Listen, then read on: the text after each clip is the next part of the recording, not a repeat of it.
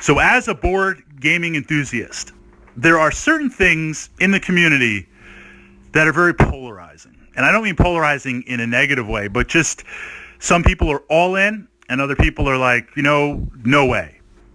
Aftermarket parts, right? Upgrading.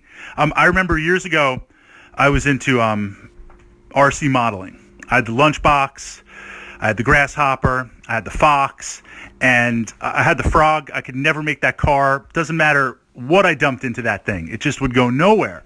And you would buy these model kits, and then they were reasonable. $100 for the kits, pistol grip controller, $60-$70, some decent servos. You're ready to go.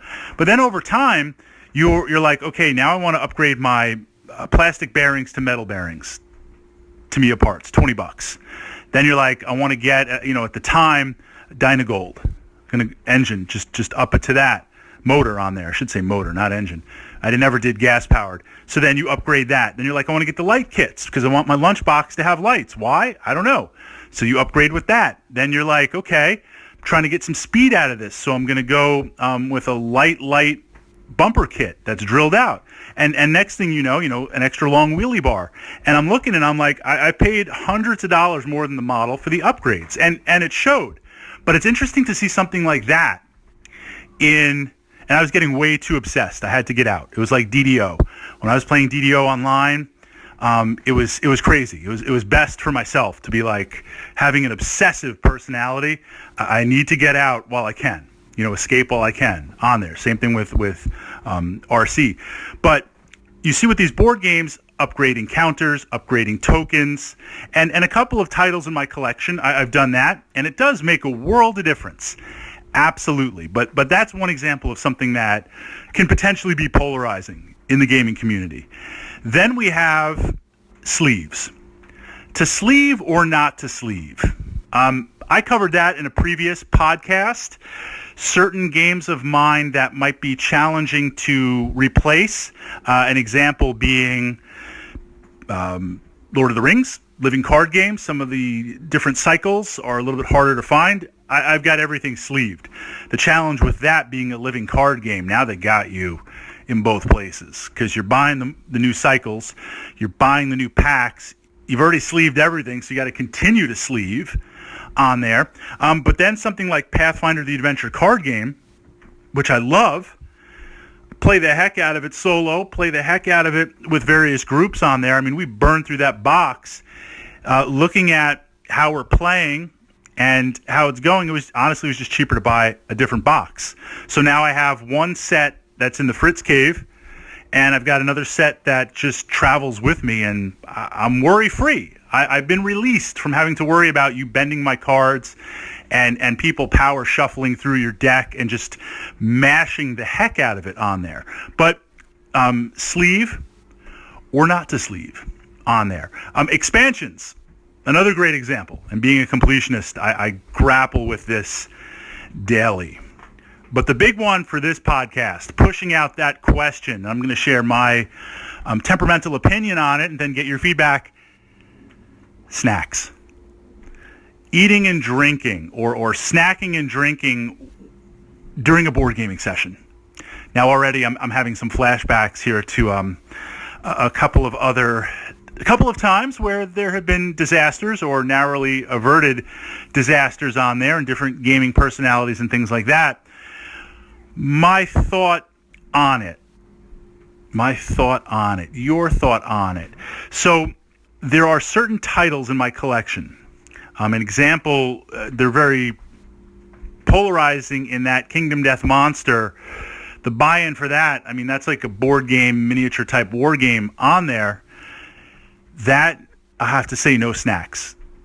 But for the most part, a lot of the games that I would not want someone having snacks or eating around, I invite you over to play. We do a little barbecue, we do a little bit whatever else outside. But while we're playing, we tend to just play games on there. And I don't want to say no to drinks, but it makes me a little bit cautious. These are interesting times that this sets people off.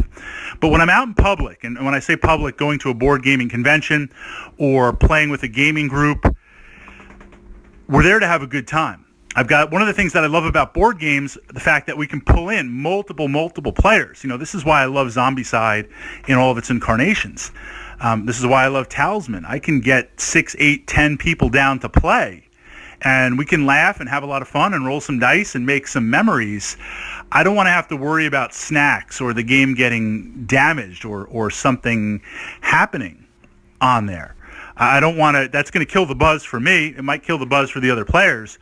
So occupational hazard, or I write off the loss. Any game I bring out in public, I'm willing to lose. Zombicide Black Plague right now is one of my favorite games. And I actually have 2 copies of it. One copy, and it took me a while. I swore I would never do it again. I pro-painted for me. Tabletop quality, decent quality, maybe a step above. I painted it all up. All the expansions. This was the retail, non-Kickstarter. I'm still trying to get my hands on the Rat Abomination and a couple of others. But I have this all set up. I have the cards sleeved. I have everything organized. It's what I play solo or I play in the Fritz cave on there. But then I have a copy, and this warrants a video. This warrants a video in itself, and I'm going to make a note right here to show you guys my copy. Then I have a second copy of Zombicide Black Plague with the expansions, and this is tabletop painted, so 3 or 4 colors, a wash, some highlights, very, very basic basing on there. I mean, enough that it looks good. I painted my first set of Zombicide. I swore I would never do it again. And then I'm like, okay, we got to do it again on here. I have the sleeves, I have the cards sleeved, but this copy, it is so beat up, it is so broken, it has been so played and abused in a good way. I mean, the memories, the DNA literally attached to the set, the fun times we've had rolling dice and doing things, that's the set I bring. And I've had stuff spilled on it. I've had card mashers burned through it. Some of the tiles are warped on there. Like, it's been through the ringer. I feel like it's better to do that, and I go in accepting that possible loss. And Fireball, I have to say on a side note, Fireball Island is holding up tremendously. Especially considering that most of the time we play it, it's after the guys are a couple of adult beverages in, so we're already kind of like, playing it there. But that's the perspective I tend to take. If I'm going to be bringing something out in the public, then I don't want to ruin your good time. You want to have something to eat. You want to have your snacks. You want to have something to drink. We're here to socialize. The focus is, as much as I love board gaming, the focus is on the socialization. And I don't want to kill that buzz. But anything I bring out, I have to be willing to essentially write off. To not get upset if that happens. And I find with my obsessive personality, the way to do that is to have like 1 copy to play and 1 copy to bring out in public. Your thoughts on that? Are there certain games, either through the investment or your love or just out of print, where you're like, no eating, no drinking, or I can never bring this out, I can never do it? On a side note, I try to eat and drink away from any games just because I don't want to do that to someone. But if I did, and there's only one time that it sort of happened, and it was a legitimate accident on my part on there. I was doing the best I can. If I spilled something on someone's game, I would offer to replace it if I could. I mean, that's only fair.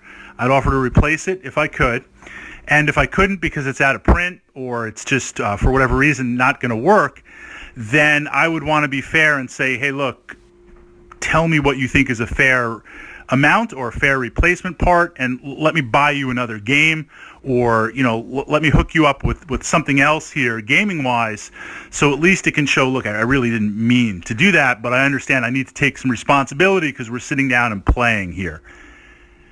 Your thoughts on that subject, and is that perhaps the most polarizing aspect of board gaming?